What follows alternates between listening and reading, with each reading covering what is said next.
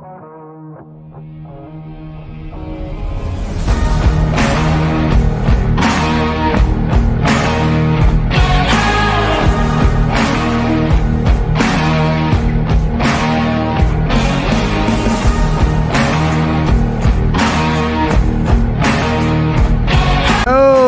up, everybody? I'm Bob Walters. Welcome inside the Brian Gunzel Studios. This is the Locked Up Sports Trade Deadline Recap. We got everything from a busy day in baseball, including a Mets embarrassing loss as they finished their sell-off and waved the white flag. The Yankees fall further from contention as they lose again to the Rays and do nothing at the trade deadline. And we'll go over the winners, losers, and everything from a busy day in Major League Baseball. All that plus we talk with Mark Mancini from Pittsburgh and LA Radio. Coming up next on the Locked Up Sports Trade Deadline Recap. What's up, everybody? Thank you for tuning in. I'm Bob Walters. Welcome to the show. Busy day in Major League Baseball. It is trade deadline day. It has come and gone. And the Mets, of course, were probably the biggest seller in all of baseball. They had the most valuable pieces, I believe, that at least the most valuable pieces that were moved. And they finished the day off with, the only way the Mets could finish the day off, with a Walk Off Balk. And, I mean, you can't make this stuff up with the Mets. You really can't. You can't make it up. That's why I always say it's my cross to bear being a Mets fan, because it is not easy. After we sold off two surefire Hall of Famers, we gave up all hope for the season. We basically gave up all hope for next season. And then we went and played the Kansas City Royals, one of the worst teams in history. And it was a back and forth game. It was a poorly played game. 10th inning, Alvarez, who should be the future of this team. Alvarez hit a 2-run homer. Mets take a 6-4 lead into the bottom of the 10th. Ottavino coughs it up right away. It's 6-6. Buck comes out, brings in Walker, and before he could even throw a pitch with the bases loaded, he balks in the winning run. So a walk-off balk, and only the Mets. And you can't make it up. You can't make the stuff up, and only the Mets. But the Yankees lose again. Another bad start for Rondon. He's just been god-awful. I mean, the Yankees tried to sell you that their trade deadline acquisitions were going to be Judge coming back and Rondon coming back, and it hasn't happened. They can't hit. The Yankees again did nothing against Tampa. They fall another game behind, and they are just, listen, they're falling out of contention too, and they probably should have listened to what they said last night when they hinted at being sellers and been sellers rather than doing nothing, because this team is going nowhere.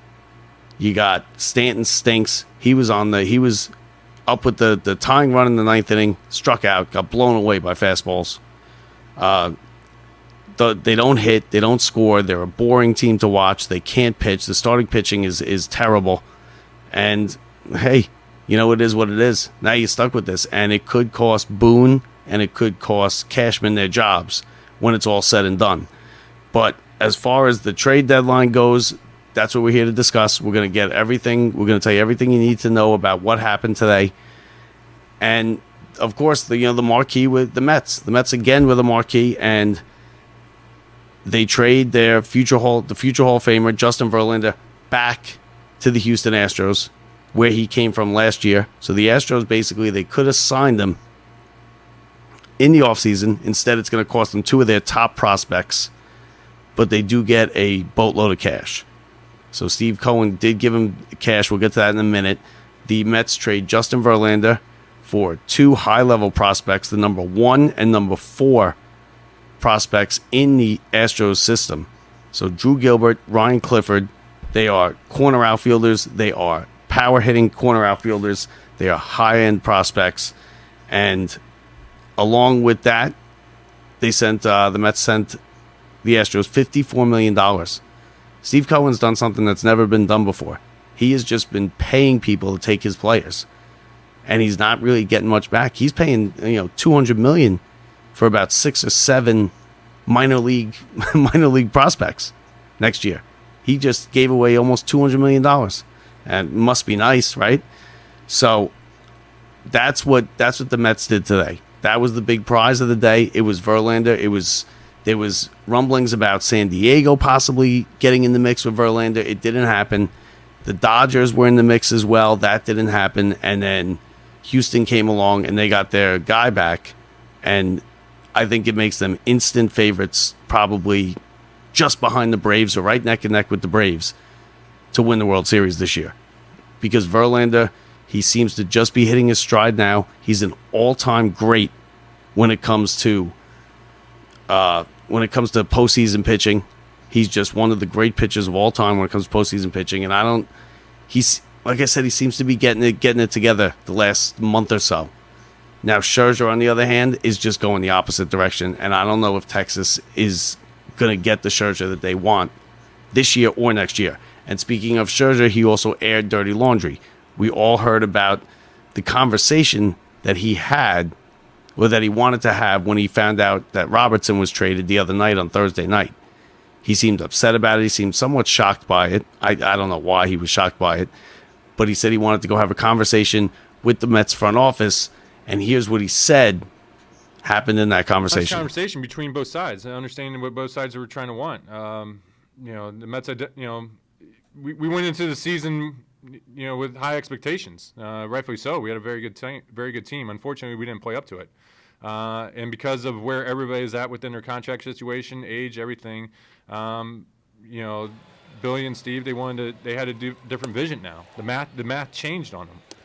They wanted to be able to flip guys for prospects, and so they were willing to, I assume they still are, looking to be able to trade guys off their roster to try to get more players that are going to be with them in those seasons in 2025 and 2026 that can help them win then. And every team has the right to do that. I totally get where they're coming from. I understand from roster construction what's going on in New York, that's a decision they had to make. It's tough making those decisions, but that's why they're paid to make the big bucks to be able to make those decisions. And for me, it was just being a part of that conversation and understanding that, and realizing that I was only under contract for one more season after this, and that honestly the best thing for both parties was to accept the trade. Obviously, so now that's what Scherzer said. When Billy Epler was asked to comment on Scherzer's comments, he said he's got nothing to say. It's staying internal. So clearly the Mets did not want that conversation that they had with Scherzer and that Cohen had with Scherzer to get out into the public, and there it is. And Scherzer, he's got a track record of doing that. That's what he does. He burns bridges when he leaves, and he's a first ballot Hall of Famer, so he can do that. He doesn't really care what anyone thinks, especially the Mets. I mean, he was on the Mets for a half a second. But, so the Mets are probably not too happy about that it came out, because now it just confirms what anybody that really knows anything about anything already knew. And that's that next year is going to be a transition year. They're not going for it next year. They're not going to reload in the offseason. That this is now, it's a rebuild. I don't think it's going to be a 4 or 5 year rebuild like some teams have, the Orioles or the Astros before they got on this run. But it is going to be a rebuild, and you're going to see a new team, and they are now targeting 2025 as the year, 2025, 2026 as the years where they expect to contend again. Because next year is just going to be a throwaway year. It's going to be a transition year. And like I said the other day, we're entering phase 2 of the Cohen ownership of the Mets. Phase 1 was, I'm going to come in, throw my money around, throw my weight around, buy everything I can, buy everything I want, buy everything the fans want, and see if we can win a championship in 3 to 5 years. It didn't work. And we knew it wouldn't work, because we've been yelling at the Yankee fans for 10 years that you can't buy a championship. And what happens? We tried to buy one, and we failed, because you can't buy a championship. And now the price that we have to pay for that as Mets fans is this year's the throwaway year. Next year is going to be a throwaway year, and we're looking 2 years down the line. And it sucks. It does. It sucks. But it is what it is. We wanted it, right? I was right on the top step with everybody else, cheering on, go get Verlander, go get Scherzer. Let's do this. Get rid of DeGrom. We would have signed DeGrom too. Imagine we signed DeGrom. So the whole thing is just kind of a disaster. The Mets, to be honest with you, they didn't do as much as I thought they would today. They didn't. The only players that really went anywhere in the last week, you have Scherzer, Robertson, Connor, Tommy Pham, and Justin Verlander. Those are your 5 players. That's the teardown at the deadline that the Mets just completed. I thought Raleigh would go. I thought Ottavino would go. I thought maybe Vogelback would go, and I thought McNeil might go too. Now, there were rumblings about Alonso. Apparently, some teams were poking around. But I don't think Alonso was really going anywhere unless they got blown away. If they got blown away, they would have got rid of Alonso. He's only under control for 1 more year. Next year's his walk year. He's having a great year this year. He's got 31 home runs now. He hit another one tonight. So, listen, the Mets they're not going to be the A's next year. They're not going to be the 62 Mets next year. But they're also not going to be last year's Mets. They do have some talent. You still have Lindor, Alonso, Nimmo, McNeil, Alvarez. They're not going to be a bad team, but they're not going to. I don't see them contending with like the Braves or any of the big boys next year at all. And let's hope these prospects pan out. Let's hope they pan out. And you see right here, you got Ryan Clifford. This is one of the guys who came over from Houston. He is the number 4 prospect in their system. He was an 11th round pick, so he wasn't projected to be crazy good, and he's really surprised while he's been playing in their system. So he was an 11th round pick in 2022. This year already he's got 16 home runs. He's a power hitting corner outfielder with a good arm. And let's hope the trajectory just continues and he gets to the big leagues, because that's what we're going to need. We're going to need these trades to pan out. Now I think Acuna is almost a sure bet. He's going to get there. Okay, he's got big numbers. He looks every bit like his brother with the numbers and with the talent and with everything like that. So I think Acuna is gonna come, and he's gonna be a good piece. The rest of them, I have no idea, and you have no idea either. None of us do. None of us have seen these guys play. We're just going on what the people who have seen them play are telling us. That's all that's happening. So you had Scherzer coming out, air the dirty laundry, tell you about the conversation. Like I said, that's nothing new for Scherzer. That's what he does. He burns bridges when he leaves. He doesn't care. When he leaves, he's a jerk. He's the kind of guy with a bad breakup, and he's not friends with his exes because they hate him, because he does things and he says things that, and he does this everywhere. He did it in Detroit. He did it everywhere. He did it with the Dodgers. He just burns bridges, and that the Dodgers were looking to have him back, and the Dodgers were in on Verlander, and the Padres went on Verlander, and he ended up in Houston. Now, the Yankees, as far as the Yankees go, listen, the team stinks. Okay, they can't hit nothing. They have no offense, ever. And now the starting pitching is a big problem. Severino is barely a major leaguer at this point. You got Rondon, who's been awful in his 3 or 4 starts. He's not getting better. He's got the fans going against him. The only thing, at least he didn't react to the fans tonight, right? That's the only good thing. Yankees did nothing until the 9th inning. Then they bring Stanton up in a pinch hit situation, representing the tying run, and he gets blown away by fastballs. And he wasn't even competitive. It wasn't even a competitive at bat. So I don't think the Yankees are going anywhere. I think they probably should have been sellers. They really did nothing. But they couldn't pull the trigger. And I think because I think this team will probably finish under 500. I think it's probably going to cost Cashman and Boone both their jobs. So we could have a whole new look to New York baseball just next year.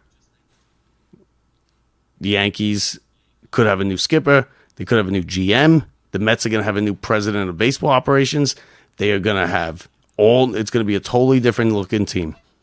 And we'll see how they do. Hopefully they can compete. Hopefully they're not a terrible team. But like I said, they're shooting. And you heard it right from Max Scherzer's mouth. And the fact that the Mets didn't comment on his comments means that that's exactly what happened. He called Cohen, and Cohen said, yeah, we're going for, we're shooting for 2 years down the road. And Scherzer's only under contract for next year. As far as the rest of the league goes, the winners, the losers, it was a busy trade day, but it wasn't as big. I've seen bigger. I've seen more marquee names moved. But Scherzer and Verlander were the two big marquee names, and those are my two winners right there. Texas Rangers, I think they won, and I don't think it was because of Scherzer. I think it was because they got Chapman, they got Stratton to shore up the bullpen, they got Austin Hedges. So I think from Pittsburgh, they're good. They are now a good contender to advance. They haven't been to the postseason since 2016, so they're trying to get back. And I think they did well. I think Scherzer is not going to be the pitcher, but he's going to bring experience, and he can teach a lot of the young kids. The Texas Rangers have nobody on their pitching staff who has pitched a single pitch in postseason in their life. So you bring somebody like Scherzer on who could talk to the kids. He could walk them through, kind of calm the nerves when you get to the postseason, and that does help. I don't know how much of a help he's going to be on the mound because he's been deteriorating since mid last year. He's lost velocity on his fastball. He gives up 1,000,000 home runs. He never comes up big in a big spot in a big game. The Scherzer tenure here is not going to be looked upon as something good. It's really not. And I've been saying that, and I'm glad he was out of here. I'm glad he's out of here, to be honest with you. Now, Verlander was barely here. Barely got his toes wet, right? He missed a lot of the first month of the season. He made some bad starts. He had some good starts towards the end, and now he's gone. It's like we barely even knew you, to be honest with you. But he, I think, it makes the Houston Astros the big winner, and I think now they are right on level with the Braves for favorites to win the World Series. And I think Justin Verlander is that important because he's one of the all-time greats when it comes to postseason pitchers. One of the all-time greats. There's not many better. Curt Schilling's right up there. I mean, there's some names you could run through, but Justin Verlander is always on that list.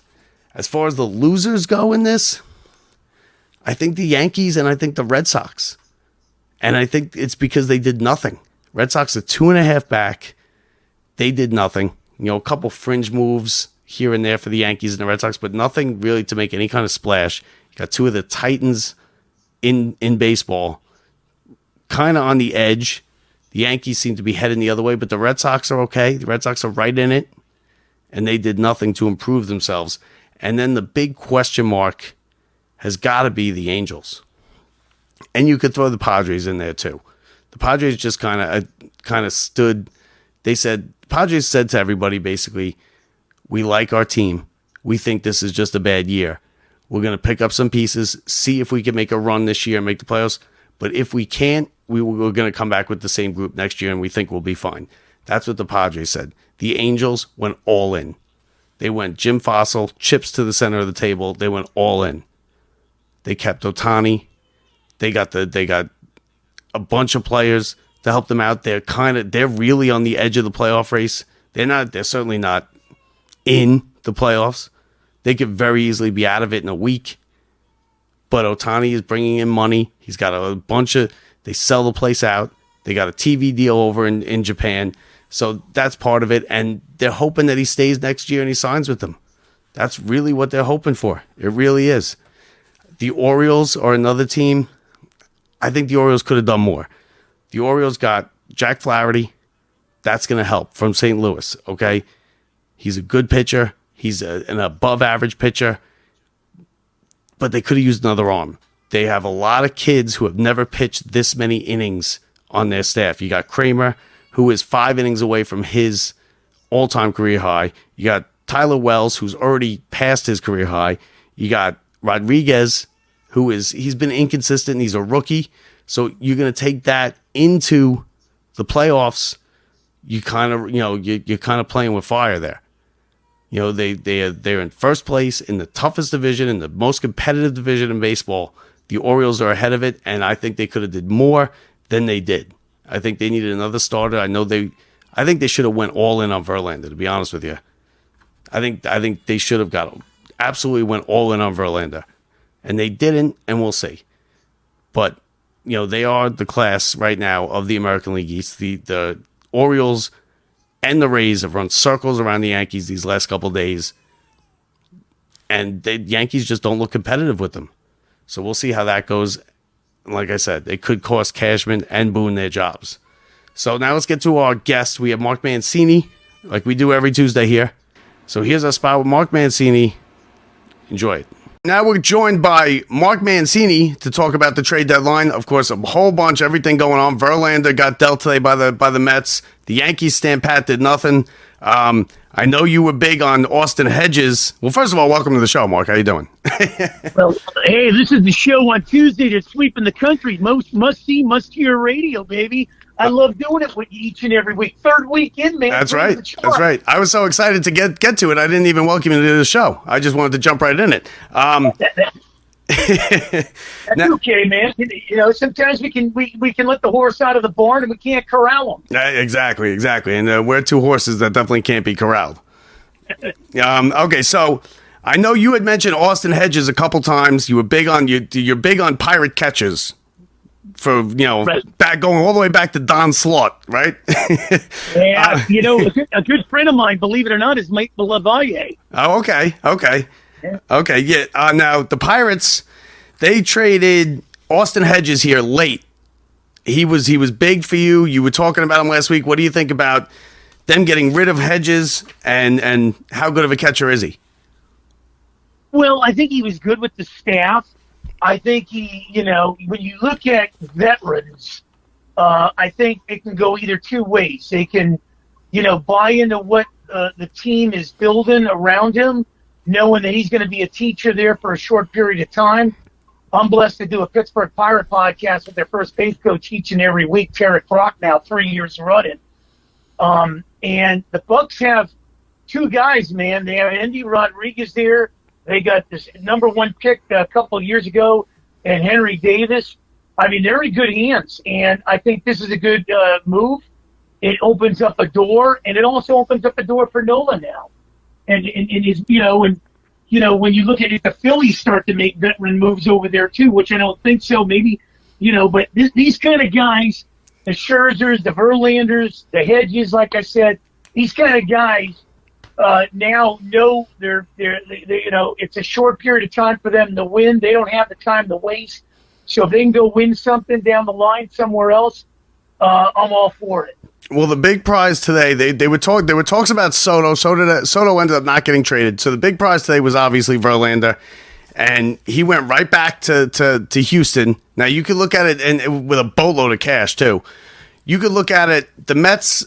To me, I think the Mets did less than I thought they would do. Okay, they didn't trade Raleigh. They did get rid of Pham. They got rid of Tommy Pham. They got rid of Verlander, Scherzer. Those are the big moves that the Mets made. I thought they would do more. But if you look at it now, I know Cohen has a ton of money. But he spent like almost $200 million just acquiring maybe 7 or 8 low-level minor league players. Well, here's the thing. When I look at the Mets, and to get rid of a guy like Scherzer to Texas, Verlander back to Houston, you're paying about 3/4 of that money. Why not keep those guys, finish out the year, come back in 2024? Now you'd have no pitching to go into next year. You got a boatload of these minor leaguers. You don't have the depth the Pirates have, the Reds have, so you're going to have to start buying, kind of like what the Padres are doing. Soto screwed himself by not taking the $400 million that the Washington Nationals offered him. So they shipped him to San Diego. He's coming nowhere close to the $400 million now. I mean, as much as I like Soto, and now you're looking at the Padres, more or less looking at Hader and Blake Snell. These guys are free agents at the end of the year. So there's only one team that wins this thing. So I don't care how much money you put into anything. The Dodgers can go get Arenado. This guy can go get this guy. That guy can go get this guy. Only one team wins. And if you don't win, you're no different than the Pirates and the Reds. And beyond that, the Pirates and the Reds have built up a nucleus of young talent for the last 60 games to really get their feet wet and do some damage. Well, the Reds are a surprise team. They might win that division. So the Reds are going for it this year. See, with the Mets, I think the Mets, they're not worried about it. What the Mets did, and you're right, they could have kept those guys for the amount of money that he spent, but that's also pocket change to him. He makes that in one trade one stock trade. So it's not that big of a deal, and it doesn't cost me anything, to be honest with you. I think the Mets are throwing away next year. I think he's just, because if you're going to sell, he's probably going all in with a sell. Okay, so don't half-ass it. Don't keep Verlander and trade Scherzer, because we don't need Verlander now. The Mets are out of it. They're not going to win. So trade. They got the number 1 and the number 4 prospects from the Houston Astros. I got them right here. I got their names. They got Ryan Clifford and Drew Gilbert, both outfielders, both power-hitting outfielders, the number 1 and number 4 prospects. They also got big prospects in the Texas deal with Scherzer. The Mets are throwing away next year. They're looking 2 years down the road. And as much as it pains me that they're doing that, I could see where they're coming from. Well, and here's the thing. They laughed at my Pirates for years, but the Pirates, in the last 3 years, they've had 2 number 1 picks, and they're going to have one hell of a rotation next year with Keller. You throw in Priester there. You bring up Skeens. You got 3 guys. You got Bednar in the pen. You got setup guys, and you've got rookies all over that infield and outfield. You bring another veteran leader in there to maybe, steer the boat a little. Watch out. That division in the Central is going to be dominated by Cincinnati and Pittsburgh for years, because it takes a while to build up your farm system. I know the Mets got the money and everything. I know you got the 4th, prospect here and there. Prospects are only as good as if they work out, and the Mets got the money, but the Mets are in the same boat, probably worse off than the Padres. Because now the Padres got some guys where they got to really look at. They got 3 guys in that lineup that are making $300 million. Well, the Mets. I mean, listen, the Mets. I think what they're doing, and everyone's now all over, including myself, is all over Baltimore. We love Baltimore, but everybody forgets Baltimore was losing 90, 100, 105 games for 5 and 6 years. And they were accumulating draft picks, and they were accumulating players when they would trade guys off. And it takes 5 or 6 years. Now, with the Mets, I think the fact that Cohen's money, it's not going to take that long. Because what he could do is he could get a couple of these guys to the big leagues, and then he can buy what he needs in an offseason, maybe not this offseason, maybe the next offseason. Because he'll grab a couple free agents this year to fill out that roster. I mean, they will be okay next year. But they're not. I don't see them contending next year. Well, take a look at what Houston's done, stockpiling all their draft picks when they were crap. Look at Atlanta. They don't rebuild in Atlanta. They retool. Even in the 90s when they won 14 division titles in a row, and then they just get right back to it. Atlanta's far and above everybody in the National League when you look at it. But when you look at Pittsburgh, when you look at the Cincinnatis, these are teams that have built up their farm systems. And then everybody comes up at the same time. It's not 1 or 2 guys. And I'm not knocking the Mets. I'm not knocking some of these other teams. But when you look at Pittsburgh and Cincinnati, it's a quartet of guys. It's 5, 6, 7 guys that have played in the minors that are coming up, kind of like what Houston did. And then you can string together 6 or 7 competitive seasons. The bad thing about baseball, I hate, is this was done a few years ago in San Diego when the Padres brought in the Shields and the Uptons and the Matt Kemps and all that in December, and then they were out of it in April, and then all of a sudden they got rid of guys in May. I hate that when I see teams doing that, and now the Mets have done that. Yeah. They bring in the Verlanders, they bring in all these guys, big things in the winter. They start to fall out of contention, and you know what? We're going to gut the whole system. So you know who gets screwed in this is the fans. Not the players. The fans get screwed, and the owner shouldn't be able to do this. You should not be able to get rid of these kind of guys. If you bring and get everybody to buy season tickets, it's crap. I blame the owners, and you know how I am with players and owners. I've always been for the players. I'll stick with the players. But the owners should be able to move franchises around. If you're losing money in a city, sell it to a local investor. That's BS what's going on in Oakland with the A's. And this is BS what the Mets are doing with Cohen. I don't care how much money you have. You should be able to get rid of guys after people have put a lot of money into season tickets. Yeah, but you know what? And I agree. I see where you're coming from, but this is the best thing for it. Listen, this is now, I think what we're doing is we're entering phase 2. I said it the other day. We're entering phase 2 of the Cohen ownership for the Mets. Phase 1 was, okay, I got more money than everybody else. I'm going to come in here. I'm going to buy everybody up, and we're going to win championship in 3 to 5 years. He did that. It turns out what Met fans have been telling Yankee fans for the last 20 years is you can't buy a championship. It turns out we were right. Because we thought, okay, now we got our guy, we're going to win a championship. It wasn't working. If he would have kept a couple of these guys here, it's not going to work. If it didn't work this year, it's not going to work next year, right? So we tried it. We were all for it. The fans were all for it. We loved Verlander signing. We loved Scherzer. We were giddy when the season started. We got 101 wins last year. Now, you know what? It didn't work. So now we just have to face reality. You have to start over. Clear, erase everything. Clear the chalkboard and start over, and that's what they're doing. And we're going to have to sacrifice next year for it. But most of those franchises that you mentioned, Houston was terrible for 5-6 years before, and now they're perennials. He wants to eventually, because once they should only have to do this once, because then they can become the Dodgers. He has enough money where you can become the Dodgers. You have a good system, keep bringing people up, and you could fill in the holes with your money and buy players. Well, the problem with the Dodgers, and when I look at it, is consistency makes people believe. Houston was bad for so long, and then they brought the kids up, and they were all consistent. They were in the race every year. You didn't see them start to gut guys because they had guys that were 21, 22, 23. Because they weren't making money. They didn't have to.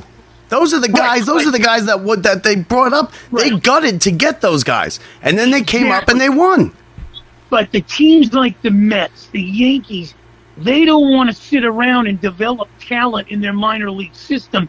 They want quick fixes. We've seen this with the New York Knicks. We've seen that. When was the last time the New York Knicks have been relevant? Yeah. You'd have to go back to when Pat Riley was there. Yeah. And the problem is, they think they can just bring in a whole boatload of guys, like like the Miami Heat did with LeBron and Bosh and all those guys. They didn't win right away. You had to get that nucleus going. Yeah. Let me tell you, the Dodgers, the problem with the Dodgers is they have lost depth over the years. And the problem is when you lose depth over the years, you fail to be consistent. Yeah, you can hang division flags if that's what your ultimate goal is. Let me tell you something. They can knock the Pittsburgh, city for whatever they want. But when you look at the Steelers, when you look at the Penguins, we don't hang division flags in that city. We hang Super Bowls, 6 of them. We hang championships with the Penguins, 5 of them. So when you look at the Rangers, when you look at some of these other teams, they are content with hanging division flags. That's what they are in L.A. Look at the Clippers. They talk about the Dodgers, how many divisions. You look at the Dodgers, they haven't won a World Series playing 162 games in four decades. Yeah, 88. 88 was the last one, but nobody's winning the championship after championship after championship. Look at the Yankees. The Yankees do it now. The Yankees do what you want to do. They bring in the big guys. They don't sell off. They didn't sell anybody today. Right. They're not winning championships anymore. Okay, but look at the Steelers. Mike Tomlin's been there how many years? He's never had a below 500 record. Yeah, the Steelers are different. I love the Jets. You know what they did this year. I like their coach Saleh and everything. But they're like the Cleveland Browns. They keep changing coaches, and they bring in a guy that's a womanizer in Wilson there. I mean, come on, boot the guy out. Get guys that want it. Accountability, communication, determination. That should be the slogan in some of these cities. And you know what, Karen? You still there? You know. Okay, there you go. Yeah. The Steelers are a different story, though. The Steelers have had 3 head coaches in 70 years, right? They went Chuck Noll, then they had what's his face, and then now they have Chuck Noll, Bill Cowher, and now Mike Tomlin. But here's the difference. It's different in New York because in New York, in Pittsburgh, how much? I mean, listen, I'm not knocking Pittsburgh, but how much is there really to do in Pittsburgh? Right? In New York, you can go see a Broadway play. You can go to the other ballpark to go see the other team. So if we tear it down and it takes 5 or 6 years and we build it up like the way you should, it's going to be an empty ballpark because how much is a seat in Pittsburgh? I could probably sit in the lower behind the dugout for $25, right? On StubHub. At Citi Field, it's going to cost me $85. Even tonight, if I went tonight, where they're terrible and they're out of it, it would cost me $125. Well, okay, so you have to bring in those big guys. Well, yeah. So, but the Steelers, they pack that place. They have a following across the country. Yes, because they had a dynasty in the 70s. That's why they have a following. That's why the Cowboys have a following. Right. But the Steelers are different from the Cowboys in a lot of ways because the Steelers don't tolerate that BS. You look at the owner, you look at who's running it. The Cowboys, sometimes you can live off a tradition. And when you live off a tradition, you have the teams like the Dodgers, the Cowboys. These are teams that live off a tradition. The Lakers could be another one. Living off a tradition. Yeah, but but they have the tradition. And the Steelers are the model for all four of the sports. The Steelers are the model. 3 head coaches, like 5 quarterbacks in like 50 years is what they basically have. So the same thing could be said about the Penguins too. Okay. You bring in a Mario Lemieux who's you guys are original 6. Yes, but you get Lemieux. Listen, you got lucky though too. You have Lemieux, Yager, and then Crosby. So of course you're going to be good. Well, here's the thing. The Penguins, I can remember growing up, there's 5,000 fans for a Penguin game. You don't find that in New York. Wayne Gretzky said the New Jersey Devils were a Mickey Mouse operation. They changed the culture there, and they started winning cups, Martin Brodeur. Yeah, they got Lou Lamoriello. Right. But you guys, when you look at the Rangers, 29 years since you last won a cup, and Mark Messier gave you the cup there, but there's been a lot of good guys come through in New York, and they just haven't got it done. You take an Adam Graves, you stick them in Pittsburgh, maybe it's the culture. The Penguins get that one guy, like the Chris Kunitz from Anaheim, stick him in with Crosby, Malkin, they start winning back-to-back cups. Yeah, but you don't see it. That's not what Crosby and Malkin is what. And listen, the Rangers. Listen, don't get me wrong. Somebody sold their soul to get that cup in '94. I would have done the same thing. We basically brought the Edmonton team, the Edmonton dynasty, into New York. We had Graves, Kevin Lowe, Mark Messier, and all that. But as far as baseball goes, I think the Mets are punting on next year. They're punting on next year. They got rid. Listen, there's no need to have Verlander on this team. Why do we need Verlander? And I get it. We're paying all that money, right? We're paying all the money. We paid them $50 million. You're paying all that money for him to win in Houston again. Yeah, but Houston also gave us 2 of their best prospects. Houston could have signed them in the offseason. They could have kept them. So what they didn't do is they didn't keep them, and it cost them their 2 best prospects. And in 5 years, when Verlander's going into Cooperstown, maybe these 2 outfielders are the corner outfielders for the Mets and the cornerstone of a championship team. Well, here's the problem with, and I know we're running out of time, and man, I can go on, and I love this show tremendously. The problem is they don't wait in New York for guys to develop, because the minute they see a big superstar that can get them over the top, these prospects start moving. You're right. That's the problem.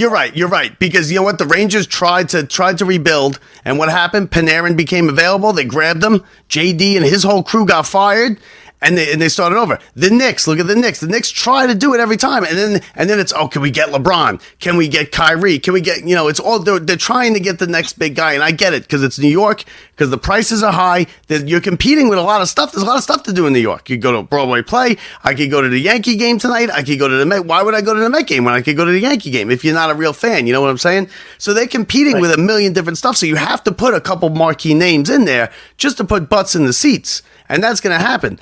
Now, the Yankees, real quick, I want to get from you. The Yankees did nothing here on this trade deadline. Last night they lost again. They seem to be fading. They said they were going to be sellers. It was kind of a false flag, I guess, as they did nothing. What do you think about the Yankees? Well, the last time they've won anything was what? You got to go. 2009. 2009. Yeah, 2009 was the last time they won anything. So you're looking at what, 10, 11, 12, 13 years? This is a big market team. When you start to circle the wagons on big market teams, and they're loading out millions and millions and millions, the Dodgers 4 decades, the Mets, when was the last time they 86. won it? 86. You guys, the Yankees 2009, and they laugh at my Pittsburgh Pirates, a small market team, 1979. We're playing on house money here, but the big boys, they got a lot of money to piss down that toilet, and now the teams that are going to start to win this thing are the teams. The last big market team to win it, I think, were the Chicago Cubs. Yeah, I mean, I guess the Dodgers, but that was the COVID year. But yeah, I don't count. Yeah, that's fair. That's fair. And I tell those guys in LA too. I don't count your 10-game season. come back to me when you win it in 162 games. Listen, it was an interesting thing. Like I said, I don't care that the Mets paid up $200 million to get prospects. You know why? Because it's not my money, and I don't care. I'll leave it like this with the Knicks. Greatest coaches have coached that team, and if Starks hit his shots, Riley would have been a winner in New York. And I don't know what the hell happened to the Rangers in the playoffs this year. No, don't get me started on the Rangers. I thought with that big lineup, and they brought in more bigger guys now during this offseason move, it besets me to the point that everybody shoots their wad in the regular season. You better shoot your wad in the playoffs. Yeah, you know what it was? The Rangers kind of got ahead of themselves. They were still in a little bit of a rebuild. They got young. They got a good run. Went to the conference finals. Everybody thought that it's the same thing with the New York Giants. Everybody thinks the Giants are now ready for the Super Bowl. The Giants are in the middle of a rebuild. Last year was a plus year. We got lucky. We made it to the playoffs. We played well. We got a playoff win. Let's pump the brakes a bit on the Giants. Now, we were here to talk baseball. We ended up talking basketball, hockey, everything else. Mark Mancini. Everything, baby. We cover everything. I can't wait for next week, man. Mark Mancini is his name. Hey, listen, I'm telling you, baby, you know what? My NFC team's always been the Redskins. If they get rid of that clown coach Rivera, man, maybe we can do something in Washington. Well, they got rid of their clown owner, so that's a start. Yeah, should be a good one. Man, I can't wait next week, Brady. Let me know, baby. I will let you know. And I'm also looking forward to Mark's going to get me on a Philly radio station here to talk some. WWTD. Can't wait to get on there. I will let everybody know. Mark Mancini is his name. Mark, thanks for giving us a couple of minutes here today. I love you, brother. You know I think the world of you. 60 feet, 6 inches. Carlton and McCarver. And it's Mancini and you, brother. All right. Have a good one, Mark. God bless you. All right. How about that? Again, thank you to Mark Mancini. Great job, as always. As always, great job. Can't wait to get on his radio show in Philadelphia. Man, they're not going to want me in Philadelphia. We're not big fans of Philadelphia, but we're going to have a good time when I do go on there, and I'll make sure I share it with you guys so everybody can listen. But that pretty much does it for us. We want to thank everybody for tuning in, for checking us out here on this trade deadline day. Disappointing day for Mets fans. Disappointing. You know, it's just kind of reality hits you that it's going to be 2 years. As far as the Yankees go, listen, they better get their act together real fast. And they are fading, and they are fading fast. The Mets are now irrelevant. Like I said, we're not going to be talking about the Mets now. It's over. After today, they are basically, they're irrelevant. It's not even worth the conversation with the Mets. But the Yankees, they're headed that way real fast. We could be in football. We could be talking about these training camps in a couple days. So we hope that we wish Mike Grasso, who is on the mend, hope he gets back to better. I spoke to Brett earlier today. We were going to get, they put new bricks on sale outside Citi Field. If you've ever been to Citi Field around outside, they have bricks, engraved bricks that you can put your name on. They released a whole bunch of them. So Brett called me up. We were talking about trying to figure out what we want on the brick. By the time we figured out, it was gone. They were all sold out. So we're going to circle back around to that in about 10 years when they put more bricks on sale, and we'll make sure we'll be ready for it. But that's it for us. Thanks for tuning in, everybody. I will talk to you this weekend with Brett, hopefully. Maybe not. Like we said, take your time, Brett. So thanks for listening. Again, trade deadline. It's now the home stretch to the postseason and the home stretch to the football week 1. So we'll talk to you this weekend, everybody. I'm Bob Walters. See ya.